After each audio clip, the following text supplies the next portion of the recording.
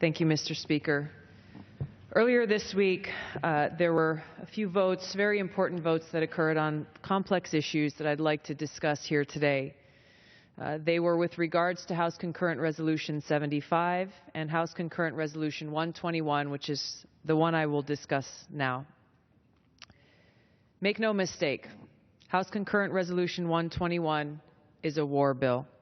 It's a thinly veiled attempt to use the rationale of humanitarianism as a justification for overthrowing the Syrian government of Assad. Similar resolutions were used in the past to legitimize the regime change wars to overthrow the governments of Iraq and Libya. I will have no part of it. I voted no on House Concurrent Resolution 121. I voted no against more unnecessary interventionist regime change wars. We all know that Bashar al-Assad, the President of Syria, is a brutal dictator. But this resolution's purpose was not merely to recognize him as such. Rather, it was a call to action. Specifically, it was a call to escalate our war to overthrow the Syrian government of Assad. Now, for the last 5 years, the United States, Saudi Arabia, Turkey, and others have been working hand in hand in that war to overthrow the Assad government, supposedly for humanitarian reasons. But I ask, how has this war to overthrow Assad actually helped humanity? Hundreds of thousands of Syrians have been killed. Millions have become homeless, refugees. Much of the country's infrastructure has been destroyed. Terrorist organizations like ISIS, al-Qaeda, and others have taken over large areas of the country and are engaged in genocide. And now the same people who are behind this war to overthrow Assad want to escalate that war, and this resolution is an attempt to gin up public support for that escalation. This resolution urges the administration to create, quote, additional mechanisms for the protections of civilians, which is really coded language for the creation of a so-called no-fly zone or safe zone. The creation of this no-fly zone or safe zone in Syria would be a major escalation of the war. Doing this would cost billions of dollars, require tens of thousands of ground troops, and a massive U.S. air presence, and it won't work.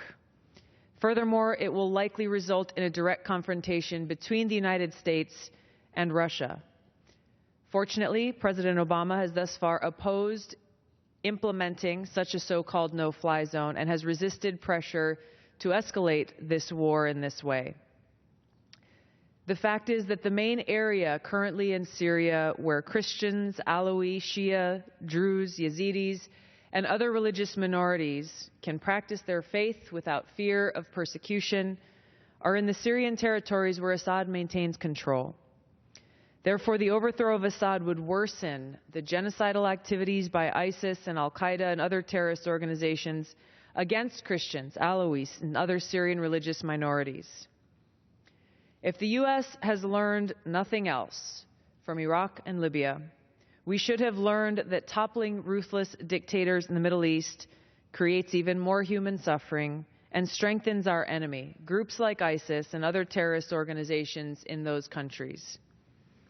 It is undeniable that in both Iraq and Libya, humanitarian conditions today are far worse than they were before those governments were. And ISIS and other terrorist organizations are far more powerful, with greater strongholds, causing even more suffering. If the U.S. is successful in its current effort to overthrow the Syrian government of Assad, allowing groups like ISIS and al-Qaeda and other terrorist organizations to take over all of Syria, which is what will happen, including those Assad-controlled areas where Christians and other religious minorities remain protected, the United States will be morally culpable for the genocide that will occur as a result. This is exactly what happened when we overthrew Saddam Hussein in Iraq. It is what happened in Libya when we overthrew Muammar Gaddafi.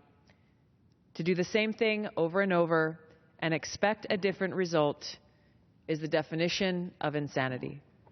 Mr. Speaker,